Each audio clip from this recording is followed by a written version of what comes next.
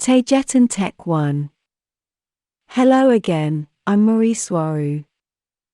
Thank you for being here with me today once more. This is the first video of a series where I will be describing some of the gadgets and technological pieces Taygetans use every day. Many things in so-called Lyrian societies are common to all. By Lyrian societies I mean all the cultures in space that look like humans, as that is how we call them here, because supposedly the human race at large came out of the Lyra constellation. See my video, Origins of the Lyrian Human Race, for more. Studying Lyran cultures, we can clearly see a collective unconscious among them all, because they have countless things in common, being that many things are even exactly the same. This is said to be explained because ideas and tendencies tend to travel from one culture and planet to the next, through starseeds or souls, having an incarnation in one place or culture and then moving to the next, once its lifetime there is over. And they carry with them ideas and concepts of their previous life experience, that they apply as inventions in the next, with it, seeding a new planet and culture with new things. And as time goes by, countless planets, only in this galactic quadrant, will end up having nearly the same things, and very similar cultures in them. And those wanderer star seeds may carry those ideas and concepts, from planet to planet, culture to culture, in both a conscious and in an unconscious way, being that the veil of forgetfulness that exists on many planets, in one or another degree, is never total or complete, and many things do come out, or end up being expressed as seemingly new ideas and concepts.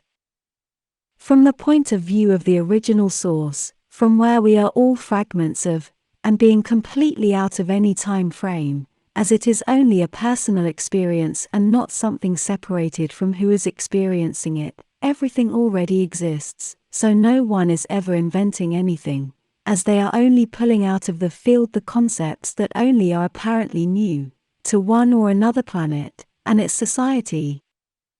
It is said here that there are at least 400,000 Lyrian civilizations, with a human-like population, only in this galactic quadrant. One of the cultural aspects I've observed to easily get homogenized among many cultures, is clothing and fashion, where they may start with more primitive pieces of clothing, to then evolve into using nearly exactly the same ones, or even the same kind of clothing, once the technological advancement of each one has reached a certain level. So highly advanced Lyrian societies end up using clothing that is basically the same among them all. Interestingly, Earth's culture is getting there fast, because the day-to-day fashion tendencies there are starting to look like what everyone wears in all those other Lyrian planets and cultures. Being that comfortable and practical pieces of clothing are the ones that are used every day, and not elaborated or exaggerated ones with complicated designs, except for special or official occasions. As an example of this is the use of simple comfortable cotton clothing, pants or trousers, with many pockets in them, and the classical simple t-shirt. On the other hand, one piece of clothing that is not yet used on Earth is the classical multi-purpose one-piece bodysuit, nearly every space-bearing Lyrian society uses. And it is the first technological piece I will describe here. It is the one seen in countless images and paintings depicting Taygetans, among other Pleiadian crews. The classical one-piece suit is made of a highly advanced polymer cloth, similar to Kevlar, that incorporates several systems into its matrix. For Taygetans, this suit is used as a flight uniform, and commonly is used as an overall inside spacesuits, although it too has the capacity to function as one. It was initially light grey in color, but recently it was changed to bright black with color fittings and linings. Each color in the lining also holds a meaning, or a way of identifying an individual's role as a crew member of a starship, where gold linings indicate high command, blue linings mean officers, yellow and red mean engineering and weapons, white and black ones mean general crew. This very high-technology suit has many interesting and vital functions. It has the capacity to keep the individual's body temperature at the ideal levels, keeping him or her warm even in severe sub-zero temperatures, and also being able to cool down the individual, preventing dehydration when exposed to high temperatures like in a desert.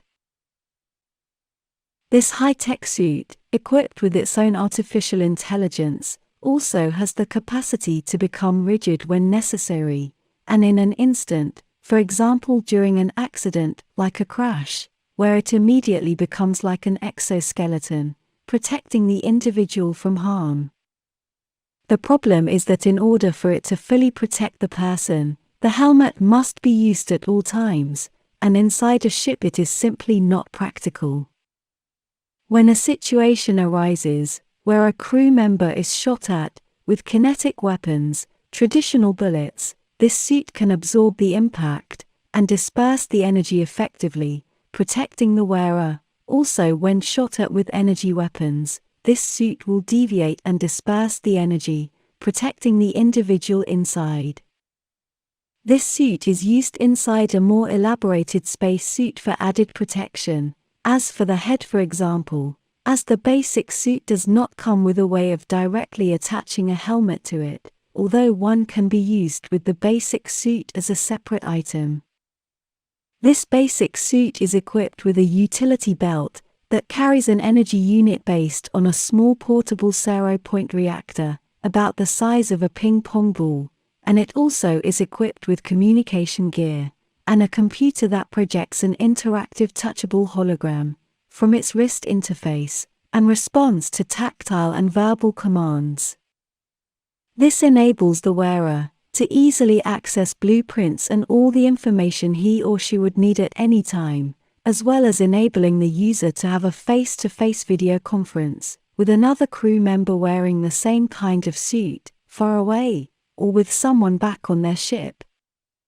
The main material used for these kind of suits is a polymorphic composite that reacts in different ways when electric currents of different frequencies are passed through. It will accommodate its molecules to what the computer and its sensors dictates. This suit also has the capacity to adapt to the exact size of each individual, ensuring a perfect fit with this, and when receiving damage, the suit, being made of polymorphic material, can auto-repair, so it can last a very long time, and it is very resistant to all kind of abuse and wear. As its fit is perfectly in accordance to each person's body shape, it is very comfortable to wear, probably the most comfortable piece of clothing possible, and it can be addictive, because after a while you may start to feel other normal types of clothing as uncomfortable, because this suit also flexes with your movement, preventing excessive pressure in one or another body part as you go on with your daily life. And as a curious note, it is recommended not to be used with underwear as it could cause uncomfort, problems, or a lesser performance. And yes, it is easy to take off, to go to the bathroom. These suits are also commonly used under normal clothes. Then we have the suit's boots that come as separate items, but ones on they connect automatically to the same power source of the suit. These boots also have the same absorbent polymorphic capacity as the rest of the suit, protecting the feet of the user in a double manner, as the first overall piece suit comes with foot pieces, or separate socks, that are also made of the same material. These socks incorporate to the suit once they are on, but you can wear the suit barefoot, if you like. The boots come with magnetic capacity in their soles, to help the individual stick to some surfaces, if a ship should lose artificial gravity, and they also adapt perfectly to the size of the wearer. Taygetans also have augmented capacity boots that come with gravity-cancelling technology. These more complete boots are larger and more cumbersome to use, but they can enable the user to literally fly. These anti-gravity boots come with a gravity-cancelling belt that helps them stabilize the individual when in flight. I personally find these boots to be a bit scary to wear, as it feels like you have no protection at all, but I've been told that they are very safe, because in the event that one should fail, the other can bring you down safely to the ground. Even being safe to use, these boots are not recommended to be used to climb to high altitudes, without a more complete suit that would feed the user with adequate oxygen to breathe, and added temperature protection. Even though these boots are common, and just about everyone in Taygetan has a pair of them, I've noticed that they are not used for transportation much, mostly relegated to construction, maintenance and repair roles, where they are useful for the person to be able to elevate him, or herself, to reach high places, and to move around fast. These boots are controlled several ways, by simply shifting your center of gravity, and by mimicking body movements such as stepping up, or walking positions, while in the air, or can also be controlled using special gloves, or with verbal commands to its control computer. But these boots are very widely used and are very practical as their applications are extremely wide.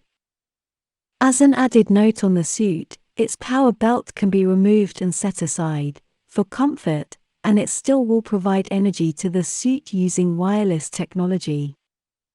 This will be all for today. Thank you for seeing my video. I appreciate it a lot.